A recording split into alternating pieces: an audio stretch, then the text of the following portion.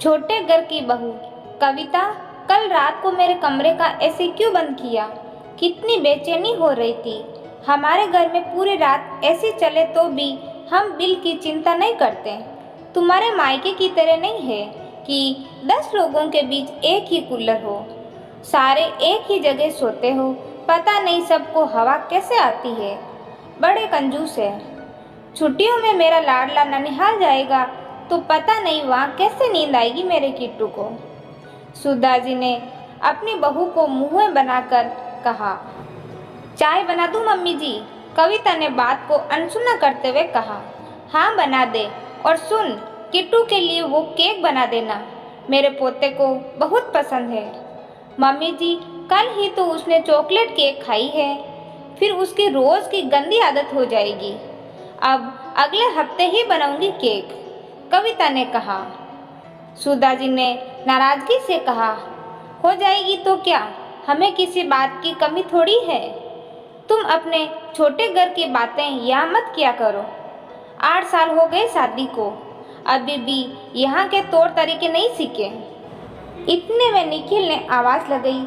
कविता, मेरा रुमाल नहीं मिल रहा है, ढूंढ दो ना। आती हूँ कहकर कविता पूरे कमरे में ढूंढने लगी। ये रात तकिए के नीचे आ गया था। कविता ने कहा।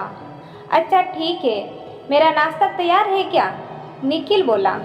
हाँ आ जाओ, और कार्तिक को भी बोल दो कि नाश्ता कर लें, कविता ने कहा। कविता ने नाश्ता परोसते हुए किट्टू से कहा। ये लो किट्टू, सैंडविच और केला, जल्दी से खा लो, नहीं तो पेंटिंग क्लास में लेट हो जाएगा। मुझे नहीं खाना है, किट्टू ने प्लेट झटकाते हुए कहा। किट्टू, ये क्या तरीका है? कविता ने गुस्से से कहा। क्या हुआ मेरे किट्टू को? क्यों डांट रही है मेरे लाडले को? क्या क्या इसने? सुधा जी ने कहा। दादी, मम्मी ने कल मुझे डांटा और मेरे बैग से पैसे भी ले लिए, किट्टू ने रोते हुए कहा। सुधा जी ने गुस्से से कविता को कहा। शर्म नहीं आई बच्चे के पैसे लेते हुए? क्या बिगाड़ लिया इसने तेरा, जो डांटती है मेरे लाल को? ये सब ओछी हरकतें तुम्हारे मायके में होगी, यहाँ नहीं।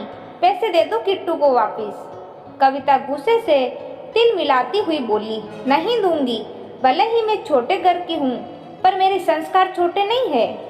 आपके लाडले किट्टू ने मेरे पर्स से पैसे निकाले, पूछो इसे।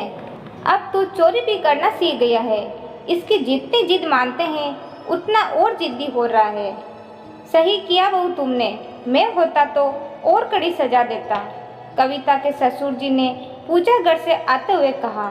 और सुधा बहू ने ऐसी मेरे कहने पर बंद किया था। ठंड की वजह से तुम्हारा सांस उठने लगा था, इसीलिए बहू को छोटे घर की और छोटी सोच वाली बोलती हो। तुम्हारी खुद की सोच कितनी छोटी हो गई है। इतने सालों से वो इस घर में रह रही है, सबका ध्यान रखती है, सब जिम्मेदारी निभाती है। असल में तो वही मालकिन है इस घर की। आगे से ख्याल रखना सुधा कि किसको क्या बोलना है। कविता की आंखें भर आई और सोचने लगी कि भले ही मैं छोटे घर से आई हूँ, पर मैंने अपने मन को, अपनी सोच को हमेशा बड़ा रखा है। पर इन बड़े घर के लोगों की सोच हमेशा छोटी ही होती है। वास्तव में छोटा कौन है ये समझ आना इनके लिए बहुत मुश्किल है। दोस्तों, ये कहानी आपको अच्छी लगी तो लाइक, शेयर और चैनल को सब्सक्राइब जरूर करें। धन्यवाद।